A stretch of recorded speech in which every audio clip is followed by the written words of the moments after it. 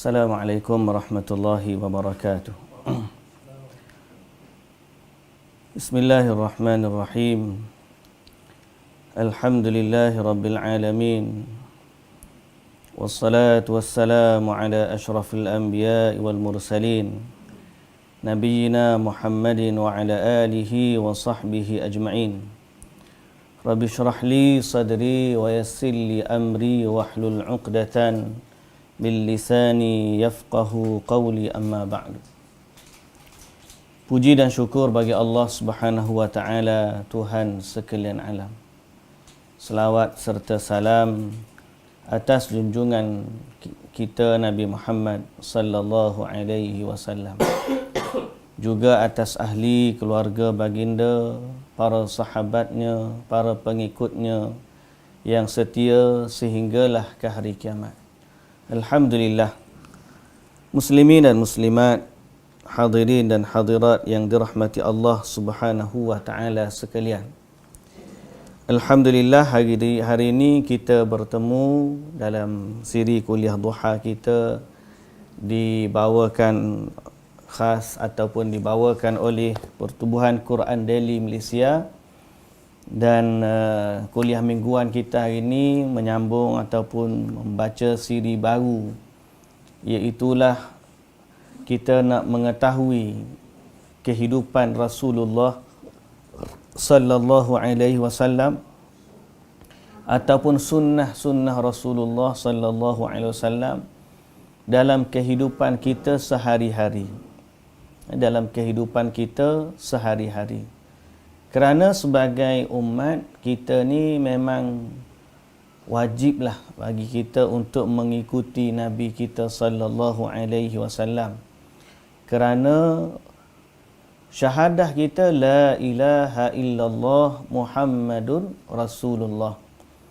Inti la ilaha illallah Muhammadun Rasulullah adalah kita mengakui bahawa Allah itu Tuhan yang telah menciptakan kita dan dialah satu-satunya Tuhan yang berhak untuk disembah dan dialah satu-satunya Tuhan yang kita persembahkan diri kita kepadanya. Syahadah Muhammad Rasulullah pula menunjukkan utusan Allah yang Allah utuskan kepada kita, yang wajib kita beriman kepadanya dan mengikuti tunjuk ajarnya, mencontohi amalan perbuatannya, meneladani kehidupannya. Iaitulah Nabi kita Muhammad sallallahu alaihi wasallam. Jadi bila kita kata Muhammad Rasulullah, wajib bagi kita sebagai umat Islam untuk mengikuti Nabi kita Muhammad sallallahu alaihi wasallam. Justru kita sebagai umat Islam mesti senantiasa berbicara, berbincang, mengajarkan, mempelajari atau sebelum itu mempelajari dan mengajarkan apa sebenarnya bentuk kehidupan Nabi kita Muhammad sallallahu alaihi wasallam. Kerana dua matlamat. Matlamat yang pertama, untuk orang-orang yang sebelumnya kerana mereka jahil terhadap sisi kehidupan Rasulullah sallallahu alaihi wasallam, akhirnya menyebabkan mereka menghina Nabi. Jadi bila kita senantiasa bincang tentang ni, akhirnya orang yang duk hina Nabi ni, setelah dia dengar kehidupan Nabi, begini rupanya kehidupan Nabi kita Muhammad sallallahu alaihi wasallam. Lalu akhirnya mereka berubah daripada membenci kepada mencintai. Jadi salah satu daripada tujuan kita belajar sunnah Nabi ni adalah untuk mencintai Nabi sallallahu alaihi wasallam. Sebab orang kata tak kenal maka tak cinta.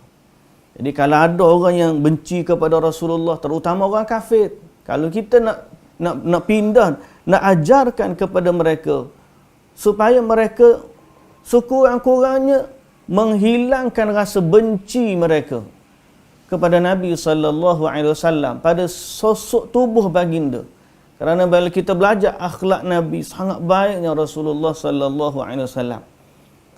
Dan kita sebagai umat hak dah beriman ni, bila kita belajar menambahkan kecintaan kita kepada baginda Nabi sallallahu alaihi wasallam. Jadi ini tujuan pertama kita senantiasa belajar dan senantiasa baca tentang sunnah kehidupan baginda sallallahu alaihi wasallam.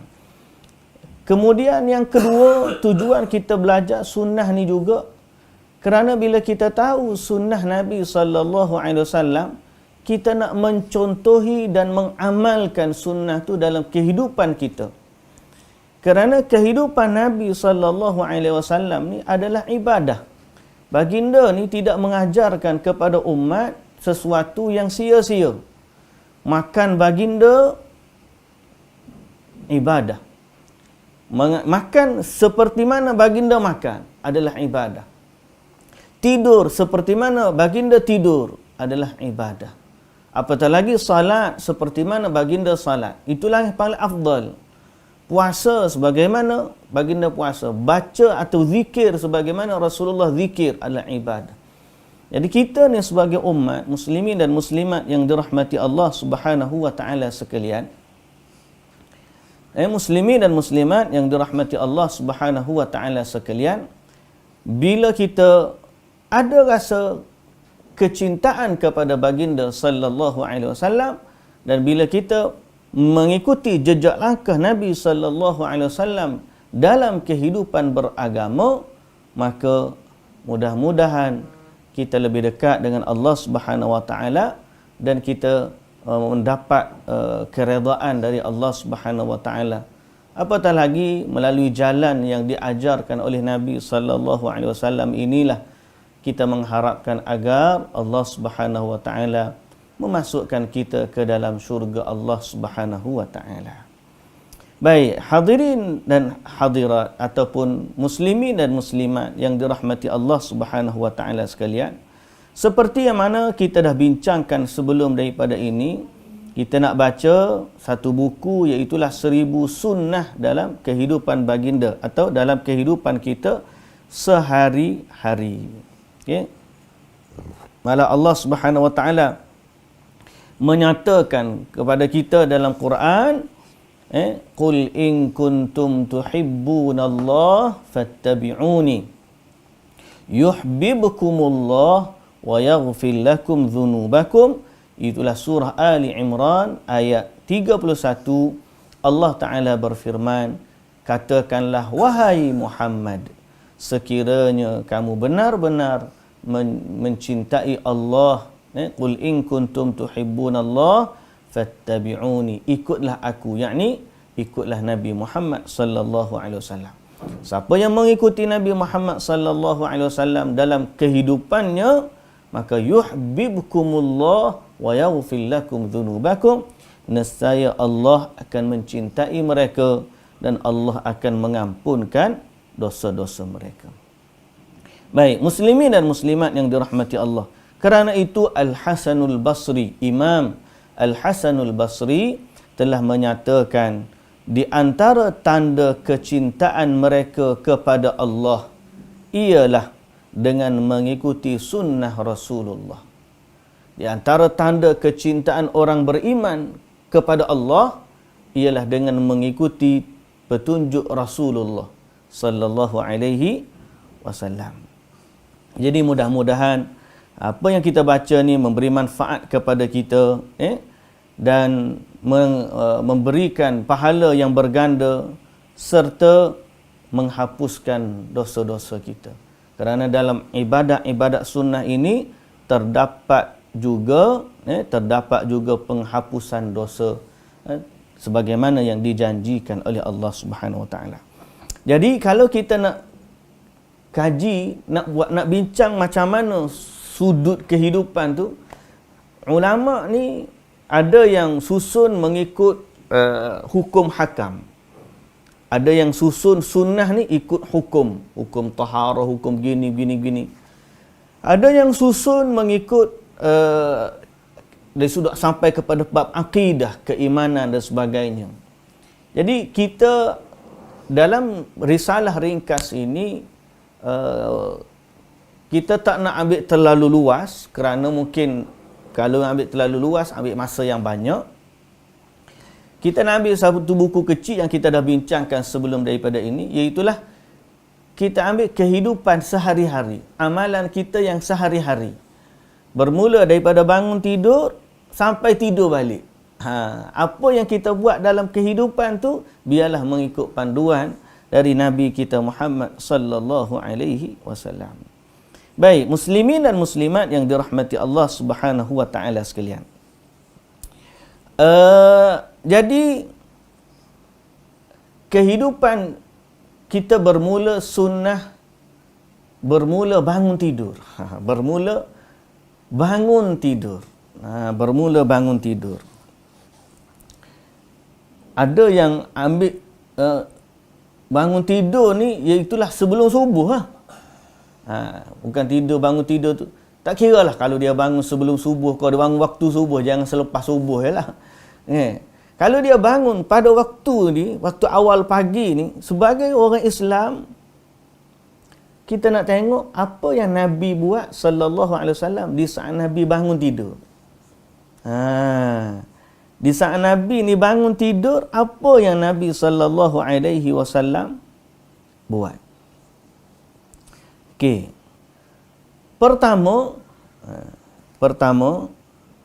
disebutkan bahawa Nabi sallallahu alaihi wasallam baginda menyapu mukanya apabila bangun daripada tidur.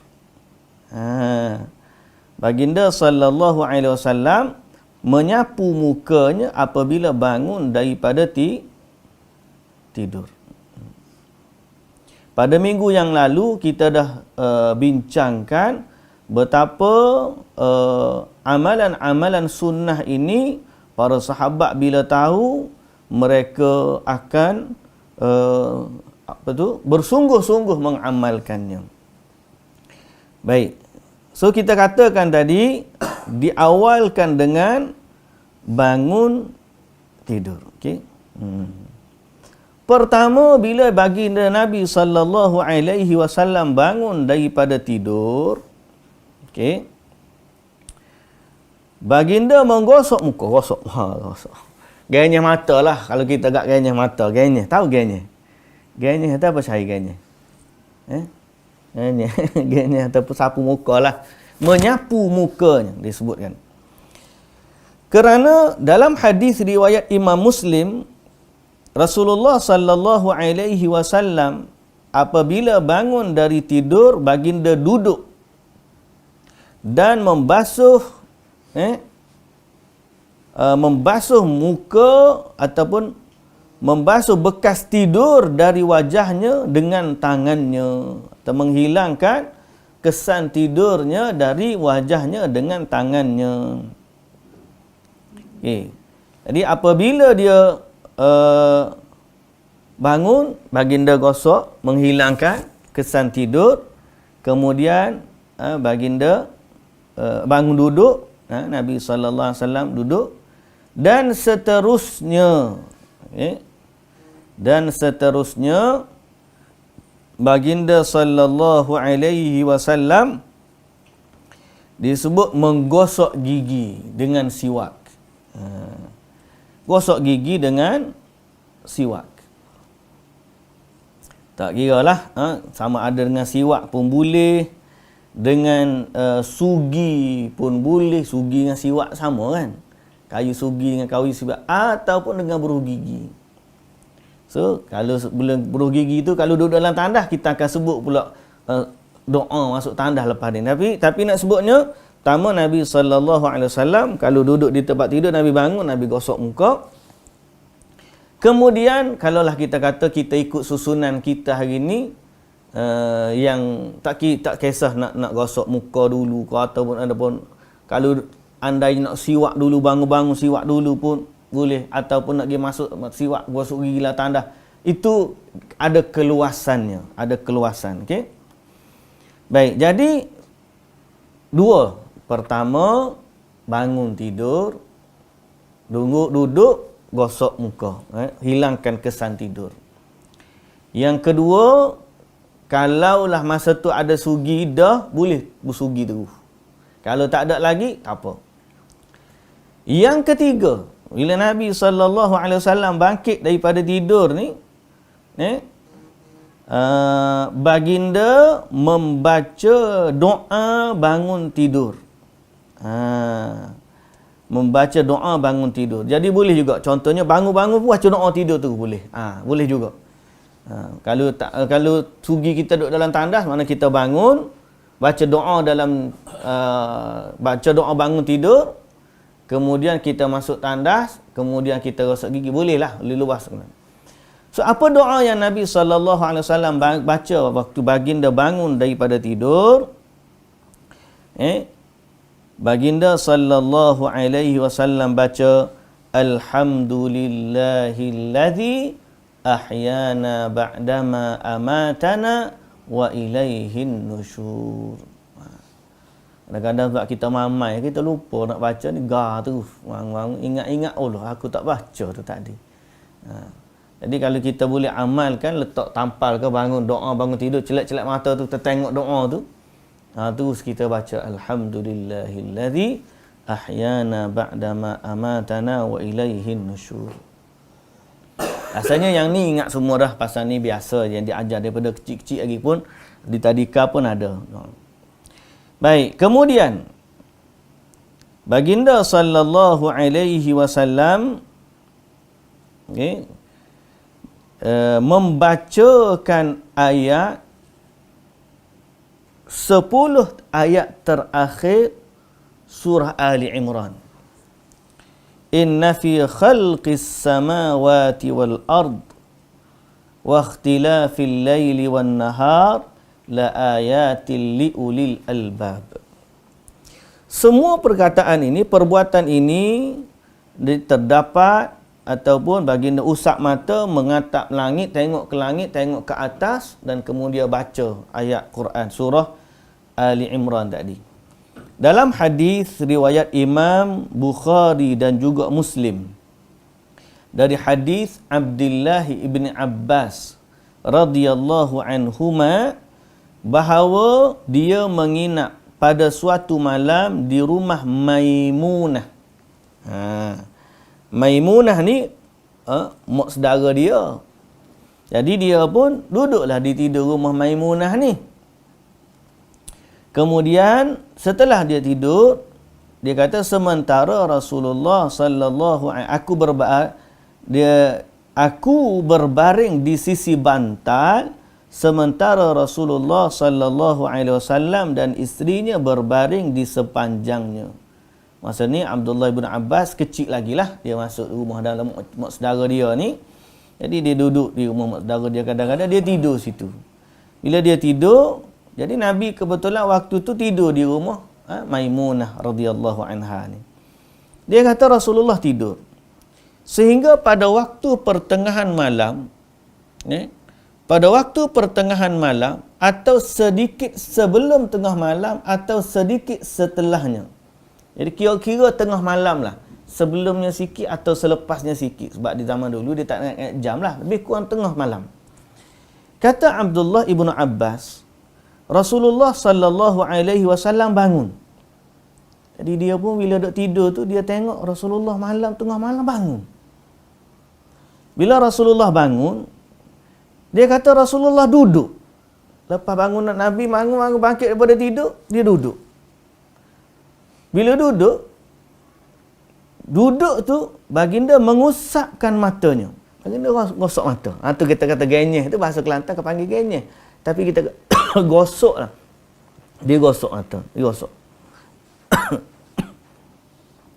Lepas dia gosok, lalu baginda membacakan ayat-ayat di surah Ali Imran, penutup surah Ali Imran. Jadi berdasarkan ayat ni, hadis ni menunjukkan termasuk sunnah juga ialah seorang tu bila bangkit daripada tidur, dia baca ayat terakhir surah Ali Imran. Alhamdulillahilladzi ahyana ba'dama amatana wa ilaihin nusyur, tu memang dah sunnah dia juga. Kalau dia hafal lah, mana sebaiknya hafal lah ayat ni .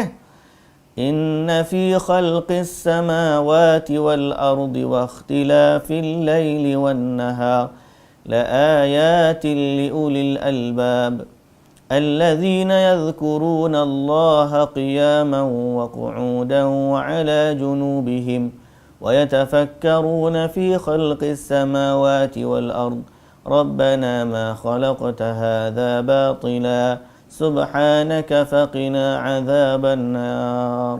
Panjang, lebih kurang 1 muka setengah. Ada sebahagiannya lain tak baca waktu bangun tidur terus, dia baca waktu dalam solat malam. Ada juga disebutkan, boleh juga dibacakan di situ. Kemudian, jadi kata Abdullah ibn Abbas, bila Nabi bangkit baca penutup surah Ali Imran, kemudian baru Nabi pun bangun, mengambil kantong air yang tergantung, lalu berwuduk dengan air tersebut dan memperelokkan wuduknya. Lalu baginda sallallahu alaihi wasallam berdiri dan salat. Berdiri dan salat. Hadis riwayat Bukhari nombor 183 dan hadis riwayat Imam Muslim nombor 763. Ada riwayat yang lain, Nabi bangun tu Nabi tengok ke langit. Ada kata keluar daripada rumah dia sekejap, Nabi tengok ke langit dan Nabi bacakan ayat Quran tu. Sebab maksud ayat Quran tu, muslimin dan muslimat yang dirahmati Allah, inna fi khalqis samawati wal ardi wa ikhtilafil laili wan nahar la ayatin li ulil albab. Surah Ali Imran ayat 190. Start situ. Jadi maksud dia, sesungguhnya pada penciptaan langit dan bumi dan penggiliran malam dan siang adalah tanda-tanda kekuasaan Allah bagi orang yang memiliki hati yang benar. Jadi bila dia tengok malam bersilih dengan siang, dia tengok penciptaan langit, dia merasakan keagungan Allah Subhanahu wa taala, lalu dia pun apa? Lalu dia pun baca ayat Quran yang mengingatkan kepada keagungan Allah Subhanahu wa taala tersebut. Yang ni saya rasa mungkin kadang-kadang jarang-jarang yang orang buatlah. Okey. So bila kita tahu ni, mudah-mudahan kita boleh buat walau sekali pun tak apa dah. Ini sunnah ni kalau ikutkan nak buat belaka tu ada dia panggil kemampuan orang berbeza-beza. Jadi sekurang-kurangnya sebagaimana Imam Ahmad bin Hanbal, Imam Ahmad ni dalam musnad dia ada 40,000 hadis. Musnad dia tu. Dan dia kata bila dia masukkan tidak ada hadis dia masukkan, melainkan dia cuba untuk amalkan. Sehingga waktu sampai ke hadis Nabi SAW berbekam dan Nabi bayar tukang bekam tu dengan 1 dinar. Jadi dia pun pergi cari tukang bekam, berbekam, bayar 1 dinar. 1 dinar ni mahal lah. Tapi kerana nak beramal dengan hadis tu, dia bayar. Jadi Imam Ahmad bin Hanbal gitu. So kita katakan muslimin dan muslimat yang dirahmati Allah, peringatan kepada saya jugalah. Mudah-mudahan Allah jaga kita dan jaga penonton, tuan-tuan muslimin dan muslimat semua. Bila kita tahu sunnah Nabi ni, kita cuba amalkanlah. Walaupun 1 kali. Kalau hak bagus, istiqamah lah paling bagus. Tapi sekurang-kurangnya bila kita dah amalkan, kita termasuk dari orang yang beramal dengan sunnah. Istiqamah tu yang terbaik, cuma sekurang-kurangnya kita pernah amalkan. Kalau benda, mungkin kita boleh istiqamah yang mudah, panjang-panjang ni, payah nak itu bagi orang yang tak hafal, mungkin rasa beban. Tapi bila lama-lama dia dah baca, insya-Allah. Insya-Allah. Jadi yang saya sebut tadi dalam riwayat Imam Muslim, Imam Bukhari dan Muslim, Ibnu Abbas yang cerita.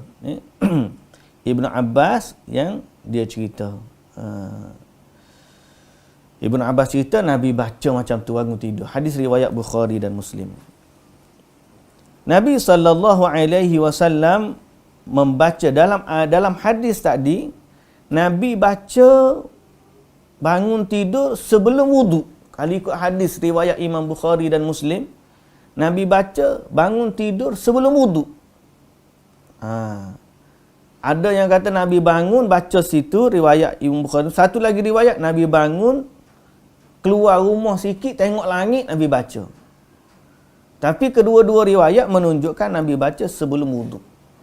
Menunjukkan bahawa bolehnya bagi seorang yang berhadas kecil untuk membacakan Al-Quran.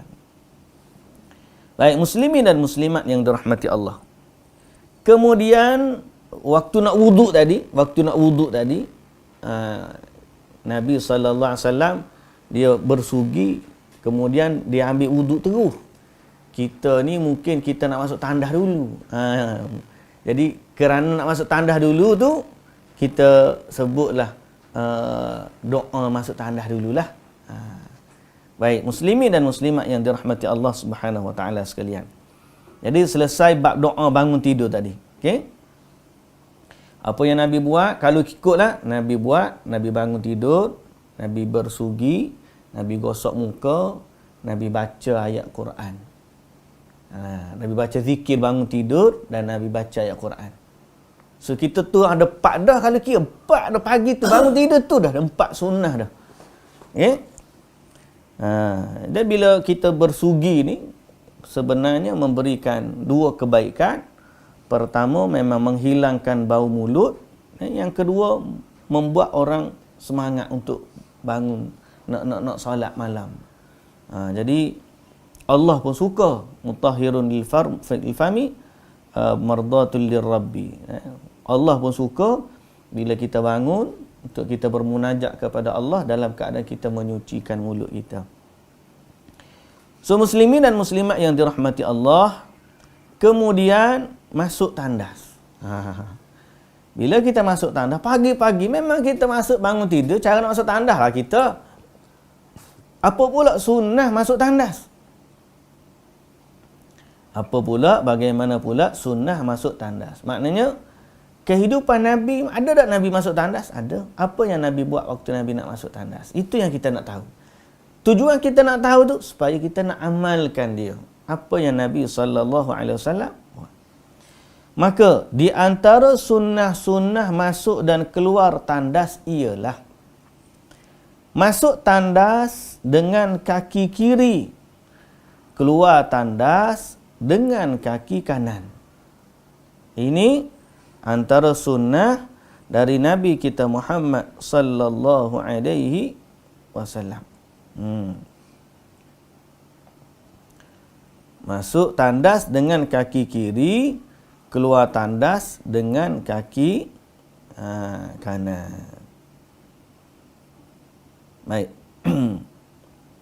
Setelah itu kita pun masuk buang air lah. Kalau biasa buang air. Bila kita buang air, selesai buang air, kita pun keluar tandas. Kalaulah tempat wuduk kita tu di luar daripada tandas, kita keluar tandas dululah. Kalau tempat wuduk kita dalam tandas yang sama, maka kita baca setelah kita keluar nantilah kita ambil wuduk dulu. Okey? Baik. Dalam tandas ni memang kita tak berzikirlah, dalam tidak baca apa-apalah, sebab duduk dalam tandas tu tempat yang tidak dibacakan padanya, tidak disebutkan padanya nama Allah. Tandas ni bukan nak sebut tempat nak sebut nama Allah dah. Tandas ni tempat syaitan duduk, batu kita matut berlindung dengan Allah daripada gangguan syaitan tu. Tempat kita sebut nama Allah ni di rumah kita, di masjid, macam tu. Jadi masa duduk dalam tandas tu, janganlah pula duduk baca Quran, gapul macam tu. Dah, kalau kita berfikir dalam hati, ya Allah, kita ingat kepada perkara yang Allah Ta'ala suruh, tak apalah. Tapi mulut kita tu jangan nak berzikir adalah tandas tu. Nak berzikir lepas daripada keluar tandas tu. Bila kita keluar tandas, kita pun baca doa keluar tandas. So, masuk kaki kiri, keluar kaki kanan. Dan ada doa masuk, ada doa keluar. Yang ni kita nak tahu. Sunnah, apa yang ada dalam zikir masuk tandas dan keluar tandas. Zikir masuk tandas, Allahumma inni a'udzu bika minal khubuthi wal khaba'ith. A'udzu bika minal khubuthi wal khaba'ith. Maksud apa? Ya Allah, sesungguhnya aku berlindung kepadamu dari godaan syaitan jantan dan syaitan betina. Syaitan jantan dan syaitan betina. Jadi bila kita nak masuk tandah, kita tahu tandah tu tempat tinggal, tempat duduk syaitan kan. Jadi dia duduk dalam tu. Kita pun bila nak masuk, kita berlindung dengan Allah daripada gangguan syaitan jantan dan syaitan betina. Sunnah ni ringkas, tapi kadang-kadang nak istiqamah tu ada kadang-kadang nak terburu-buru, dia cepat masuk tandah, alamak lupa dah nak baca. Padahal kalau dia duduk sekejap, dia fikir satu saat dia fikir, masuk kaki kiri, Allahumma inni a'udzubika minal khubuthi wal khaba'ith, masuk. Boleh dah dua sunnah. Sunnah masuk kaki kiri satu, sunnah baca doa masuk tu dua. Lepas tu dia buang air, kemudian keluar pula kaki kanan, tiga. Baca pula doa keluar tandah tu. Doa keluar tandah ni apa pula baca? Ya salam. Doa keluar tandah ni sangat-sangat pendek. Kalau mengikut hadis riwayat Ashabus Sunan, kecuali Al-Imamun Nasa'i, Nabi SAW keluar tandah dia baca satu kalimah je. Ghufranaka. Ghufranaka. Maksud ghufranaka ni keampunanmu. Maknanya aku mohon keampunanmu ya Allah. Pendek tak? Pendek. Sangat-sangat pendek. Ghufranaka. Ghufranaka. Jadi kalau alhamdulillahillazi azhaba 'anil adza wa 'afani, itu minta bila Allah Taala buang kekotoran kita puji. Tapi nak keluar tandah ni kita baca apa? Ghufranaka, keampunan. Sebab kita masuk le tandah tadi tempat hak ada dengan syaitan jantan dan betina. Bila kita keluar daripada tu, kita minta ampun daripada Allah. Bukan kerana salahnya kita masuk tandah tu, tak. Tapi kerana tempat tu tempat syaitan. Dan bila kita masuk tu, kita tak boleh berzikir, baca Quran dan sebagainya. Lalu kita pun keluar, kita minta ampun kepada Allah Subhanahu Wa Taala. Itu sunnah Nabi. Kalau pun kita tak tahu hikmahnya, kenapa kita nak kena baca keampunan masuk tandah? Jawapan dia, pertama sekali, kalau pun kita tak tahu hikmah di sebaliknya, kita katalah bahawa kalau pun kita tak tahu hikmah, tapi kerana benda tu diamalkan oleh Nabi kita Muhammad sallallahu alaihi wasallam, maka kita amalkan dia kerana sunnah. Nampak tak? So kita pun dapat dah berapa pahala tadi? Bangun tidur 4 dah. Masuk tandah, keluar tandah pun 4 lagi. Kalau orang tu buat sunnah ni tiap-tiap hari ni pun 8 sunnah, Allah banyaknya pahala. Tuan-tuan yang dirahmati Allah Subhanahu Wa Taala. Dan itu 4 ni sekali masuk. Kalau lepas subuh masuk pula. Kalau sebelum zuhur masuk pula. Kalau selepas zuhur masuk pula. Dah, nak pergi sembahyang asar masuk pula. Sebelum maghrib masuk pula. Lepas isyak masuk pula. Nak tidur kuat menang masuk tandah begitu. Memang kita masuk tandah banyak kali kan. Tandah takkan seorang tu dia kencing sehari sekali je. Dan ada orang masuk tandah bukan sebab nak kencing, nak berak. Mungkin dia masuk tandah sebab memang dia nak ambil wuduk. Dia masuk, dia baca. Rumah dia tu lah. Kalau dia masuk tandah tempat wuduk masjid, tak kenalah. So maknanya muslimin dan muslimat yang dirahmati Allah, sunnah-sunnah kecil ni kita jangan remehkan. Kita tengok tu, aku nak buat ni, nak buat. Pasal kalau kita tinggalkan benda yang simple ni, banyak rugi. Banyak kita rugi.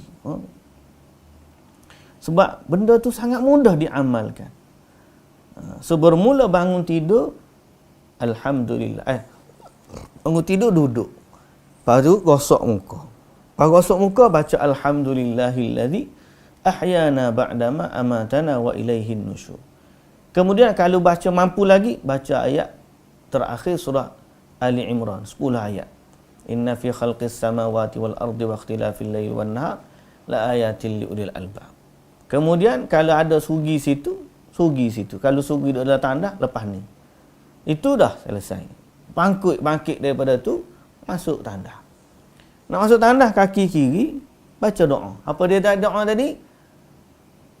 Allahumma inni a'udzubika minal khubuthi wal khaba'ith. Duduk dalam tandas diam-diam 5 minit ke 10 minit kalau kasih peluk buang yang besar. Lepas pada tu keluar pula kaki kanan, keluar tandas kaki kanan. Baca pula ghufranaka.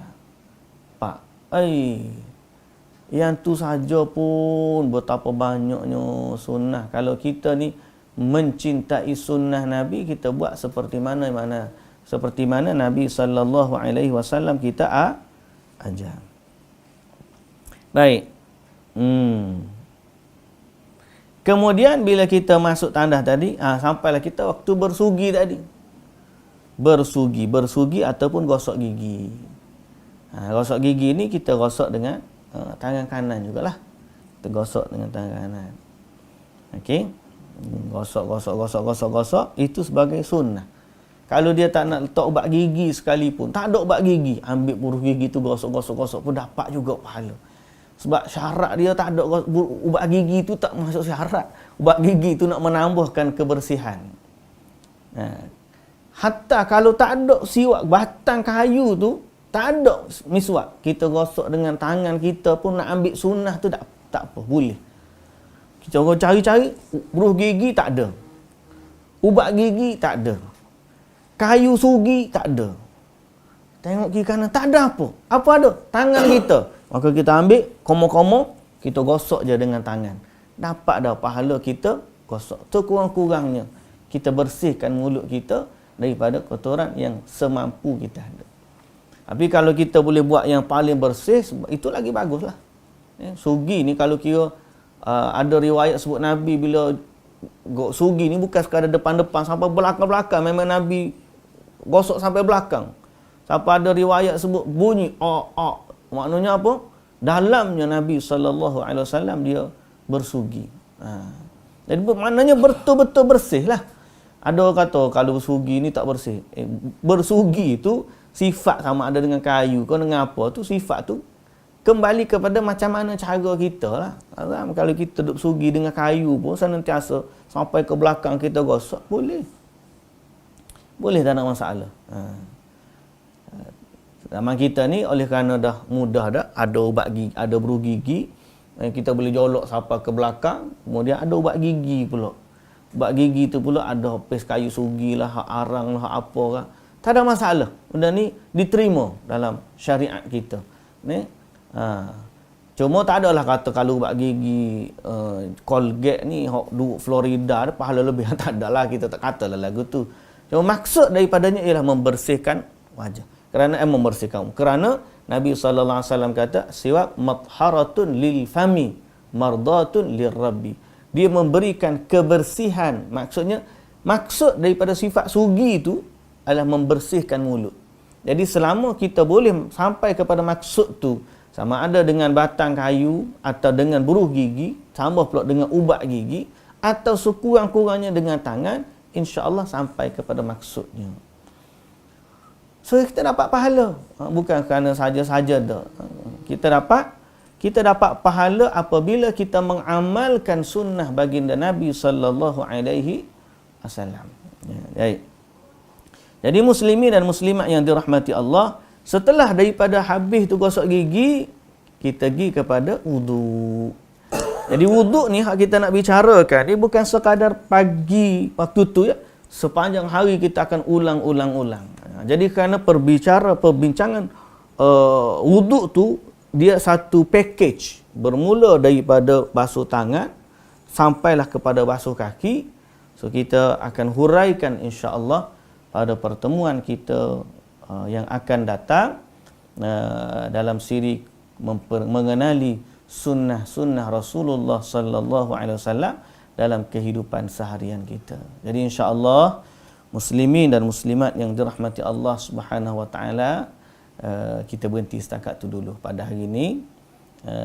Mudah-mudahan Allah taala merezekikan kepada kita sunnah ni, meneladani Nabi kita Muhammad sallallahu alaihi wasallam. Kerana inilah yang membezakan cinta yang sebenar dengan cinta yang palsu. Ada orang dia kata dia sayang kepada Nabi. Tapi kehidupan dia tak serupa dengan Nabi. Malah dia menyanggahi ajaran Nabi sallallahu alaihi wasallam pada ibadatnya malah. Ni bukan sekadar kehidupan sunnah seharian ni, sampai ke dalam ibadat pun menyelisihi Nabi sallallahu alaihi wasallam, yang tu yang kita tak nak. Orang yang benar-benar mencintai Nabi, dia akan ikut sunnah Nabi. Orang yang benar-benar nak bersama dengan Nabi sallallahu alaihi wasallam di hari akhirat, dia akan bersama dengan ajaran Nabi sallallahu alaihi wasallam sewaktu dia hidup di dunia. Kerana ada hadis yang mana Nabi sallallahu alaihi wasallam sendiri dia bagi tahu di akhirat nanti ada orang nak bergabung dengan Nabi, datang ke kolam Nabi nak minum daripada air daripada kolam Nabi sallallahu alaihi wasallam. Lalu orang tu dihalau oleh malaikat. Bila Nabi sallallahu alaihi wasallam tanya, Nabi kata apa? Mereka tu umat aku, kata.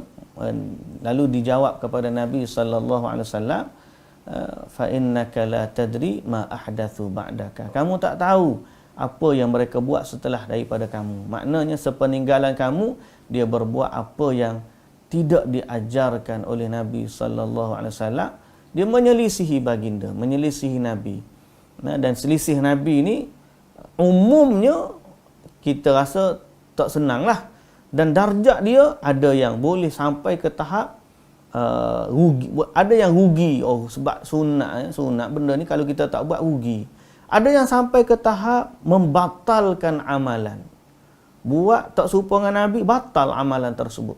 Dan ada sampai tahap menyelisih Nabi ni, terkeluar daripada agama. Jadi peringkat-peringkat tu kalau dalam bab akidah bahaya. Dalam bab ibadat yang wajib ni terbatal kalau tak serupa dengan Nabi.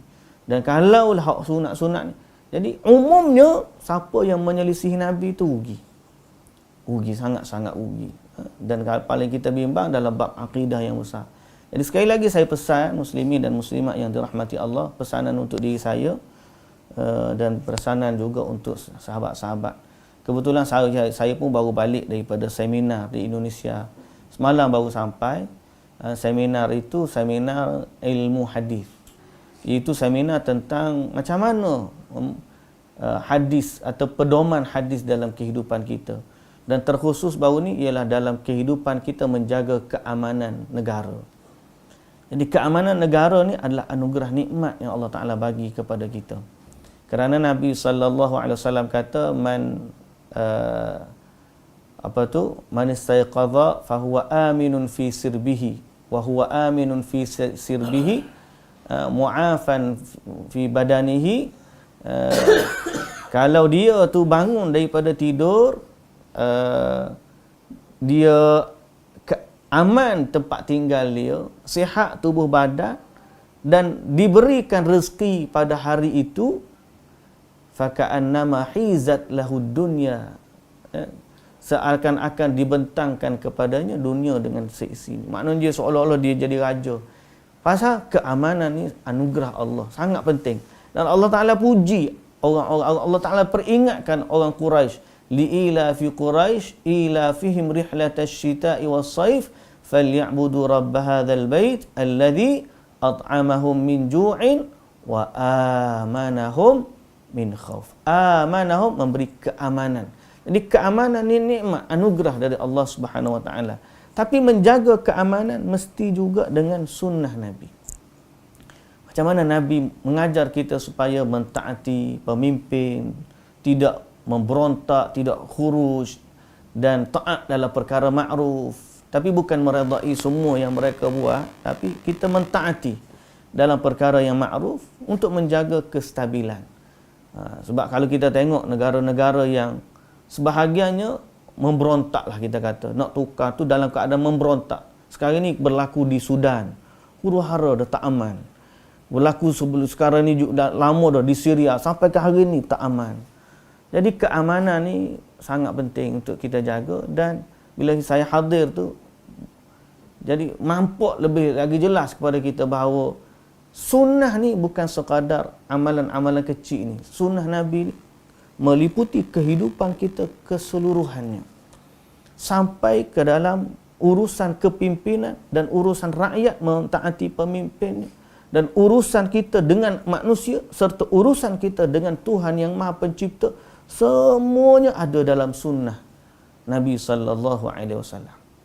Dan kita mendoakan kepada orang-orang yang Allah lantik untuk menjaga urusan umat Islam, terutamanya yang di Pertuan Agong Kalupat kita ni, yang tertinggi sekali, agar Allah beri kesihatan, Allah beri kepada dia kebijaksanaan, Allah kurniakan kepadanya kepandaian untuk menjaga kestabilan negeri dan negara kita, dan paling utama menjaga kestabilan agama.